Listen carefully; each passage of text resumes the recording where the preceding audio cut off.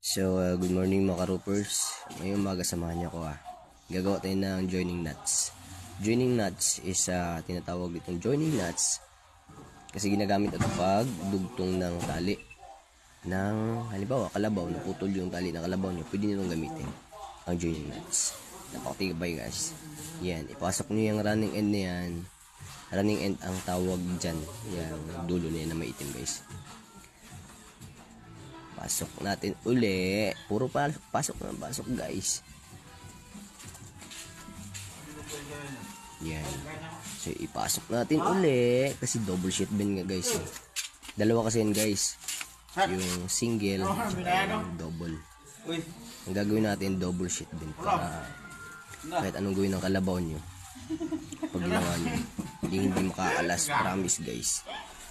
So, yan na muna ngayong umaga guys Yan na yung pinaka double sheet bin natin guys. Morning mga ka-roopers. Wala.